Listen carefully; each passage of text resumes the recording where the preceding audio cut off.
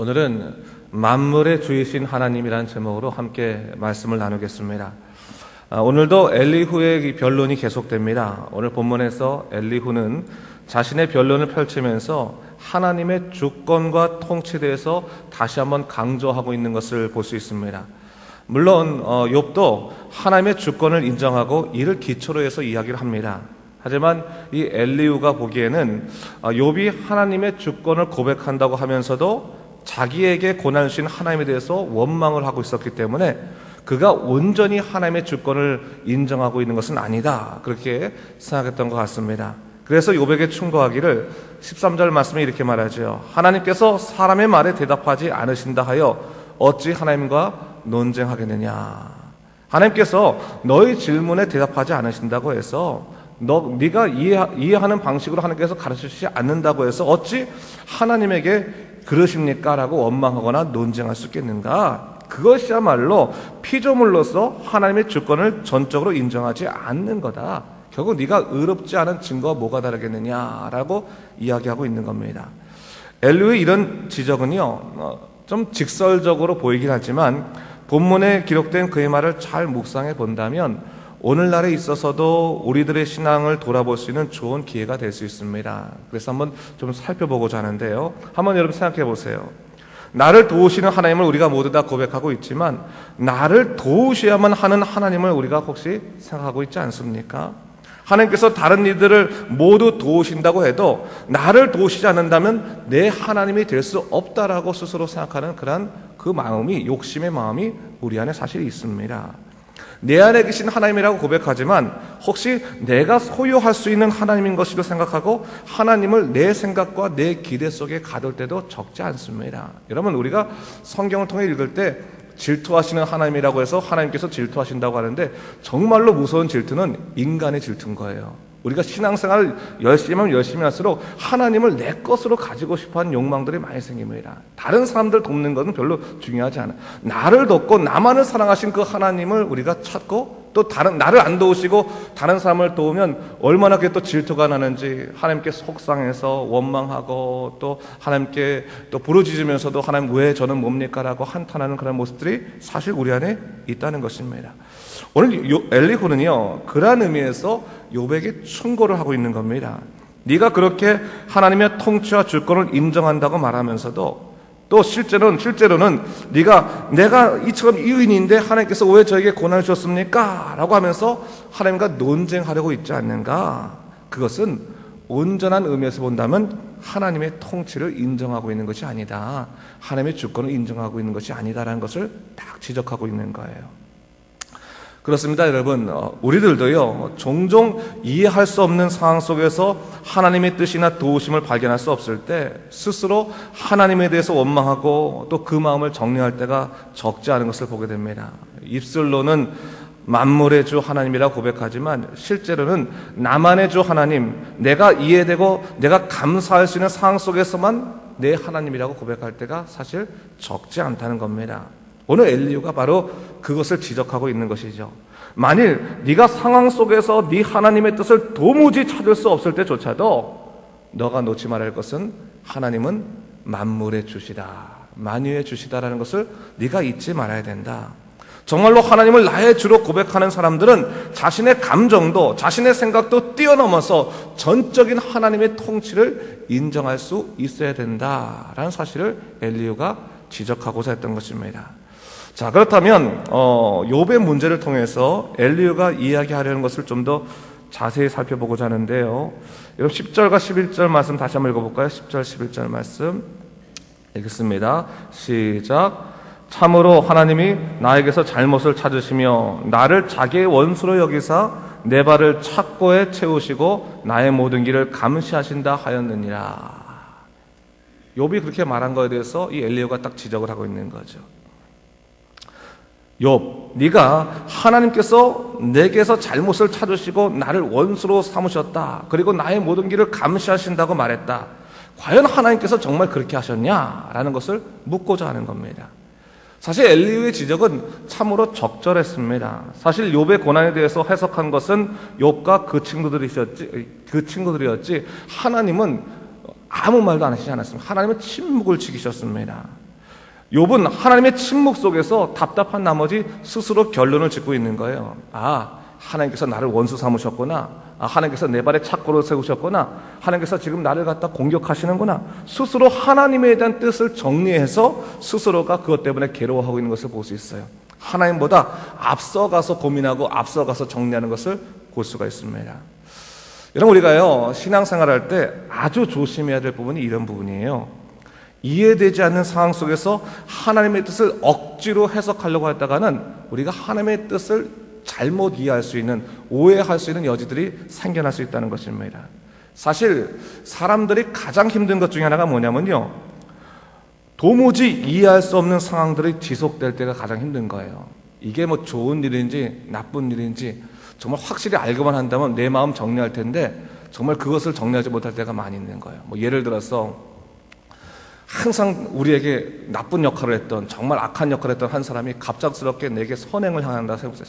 선행을 해서 아침마다 선물을 주고 또 사랑해주고 나는 뭐 이렇게 말할 때 그때 이 사람은 당황스러운 거죠. 아니, 이 사람이 여태까지 나를 이렇게 괴롭혔던 사람인데 갑자기 왜 이렇게 나에게 선행을 다하지? 그러면요 기쁘지 않아요.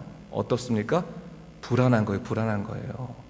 남편이 항상 아내를 핍박하다가 어느 날 갑자기 당신은 내 사랑이 없어서 선물을 주기 시작하면 그 다음부터 기쁜 게 아니라 뭐예요? 불안하잖아요. 왜요? 이해되지 않은 상황들이 지속되기 때문에 그런 거예요. 마찬가지입니다. 고난도 마찬가지인 거예요. 고난이 계속 지속되고 있는데 하나님께서 야, 이것은 네 죄 때문이다, 아니면 네가 이건 내가 너에게 가르치기 위한 것이다, 뭔가 분명하게 메시지를 주시면 답답하지 않은데 정말 이해할 수 없는 고난이 계속되고 그렇게 되다 보면 사람이 답답해지는 겁니다. 고통스러운 겁니다. 차라리 말해가지고 매를 맞으면 더 좋은데 말하지 않고 끊임없이 그냥 아무 말 없이 침묵이 지속되고 있는 것처럼 사람들이 답답한 것이 없는 거예요. 그래서 사람들이 뭐냐면 자기 머릿속에서 빨리 이 상황을 정리해내려고 자기 생각들을 그 사람 생각이라고 해서 딱 정리해버리는 버릇이 있습니다. 예를 들어서 누가 나한테 잘해준다 그래도 저 사람이 분명히 꿈꾸는 속에 있어, 딱 정리를 한다든지, 그리고 뭐 고난이 있으면 이거는 분명히 뭐 어떠한 하나님께 내 죄 때문에 날 치시는 거야, 이렇게 정리를 하는 그런 경향이 있다는 거예요. 근데 여러분, 우리가 조심할 게 뭐냐면 상황 속에서 하나님의 뜻을 무리하게 해석하려고 하다 보면 하나님의 뜻과 어긋난 일들이 우리 삶 속에서 벌어질 수밖에 없습니다. 항상 그것을 조심해야 되는 거예요. 그래서 우리가 때로는 하나님을 대신해서 자신의 문제를 정리하려고 했을 때 문제가 일어나기 때문에 성급함이 하나님의 뜻을 가릴 수 있다는 것을 항상 알아야 되는 거예요. 항상 알아야 되는 거예요. 하나님보다 앞서지 말아야 된다는 거예요. 제가 어저께 우리 교회 집사님하고 한번 대화를 하다 이런 대화를 한 적이 있어요. 그 한국 교회보다 이민 교회들이 더 하나님의 역사가 드러날 때가 많다는 거죠. 그런 얘기를 하면서 한국 교회는 더 충만하게 뭐 세미나도 많고 또 뭐 자료들도 많고 또 더 헌신자들도 많고 더 막, 그런데 왜 한국 교회보다 이런 선교지나 이민교회가 더 하나님의 역사가 많이 나타날까? 그런 얘기를 서로 대화하다가 제가 이런 얘기를 한 적이 있습니다. 어떻게 이런 얘기를 했어요. 한국 교회에서 하나님의 기적이 잘 나타나지 않는 이유, 하나님의 놀라운 역사가 잘 보이지 않는 이유는 성도들이 너무 열심히 해서 너무 하나님의 뜻을 다 찾으려고 하기 때문에 하나님보다 앞서가는 거예요. 하나님보다 더 먼저 공부하고 더 많이 알아야 더. 그래갖고 내가 하나님이 말씀하기도 전에 그냥 자기를 하다 보니까 하나님이 하시려는 게 보지 않지요. 왜? 하나님보다 우리가 더 앞서가 있기 때문에 때로는. 여러분, 때로는 우리가 열심이라는 것과 조급함이나 성급함과 다른 것을 좀 알아야 되는 거예요.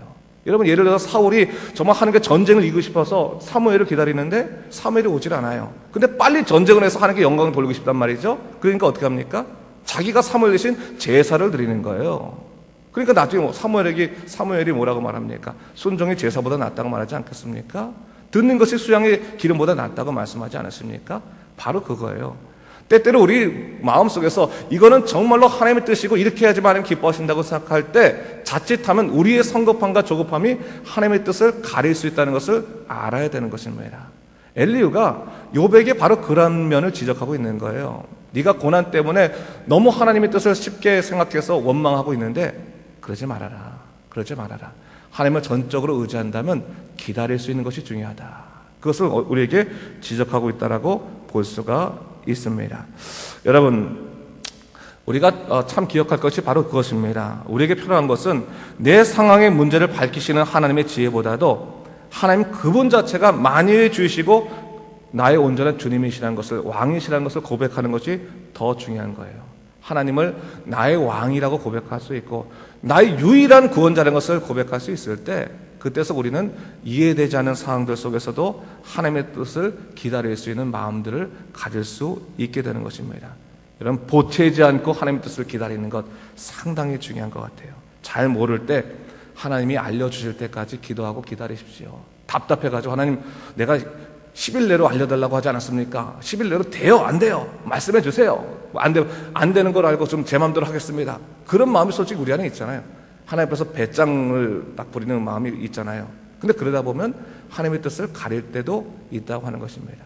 잘 모를 때는 기다리는 거죠. 잘 모를 때는 기도하며 기다리면서 하나님께서 분명히 알려주실 때까지 자리를 잘 지킬 수 있는 것들도 우리 안에 필요한 것입니다. 자, 우리가 오늘 말씀을 정리하면서 또 한 가지 기억하길 바랍니다. 하나님은 내 안에 계시지만 만유에 계신 하나님이라는 것을 언제나 잊지 말아야 됩니다. 그리고 내 인생도 하나님의 우주적인 계획의 일부라는 것을 잊지 말아야 됩니다.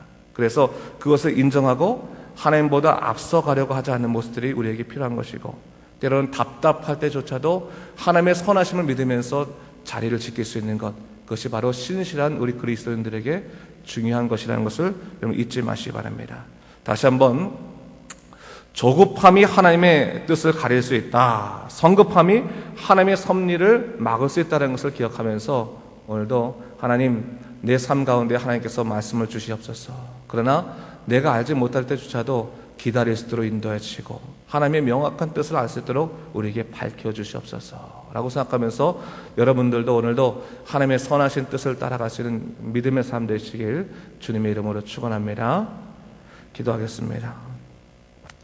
주 하나님 아버지, 감사합니다. 우리가 말씀을 보면서 때때로 우리의 조급함과 성급함으로 인해서 하나님의 뜻을 가릴 때가 얼마나 많이 있습니까? 그러면 그것을 알게 하여 주시옵소서. 하나님께서 분명히 밝힐 때까지 기다리는 것이 중요한데, 기다리지 못하고 우리가 성급하게 행동함을 통해서 하나님의 섭리를 가릴 때도 있는 것을 보게 됩니다. 주 하나님 아버지, 우리의 마음을 붙잡아 주시옵소서. 이해되지 않을 때조차도 신실하신 하나님을 믿으면서 그 자리를 지킬 수 있는 그런 믿음의 넉넉함을 허락하여 주시옵소서. 감사드리며 예수님 이름으로 기도드립니다. 아멘.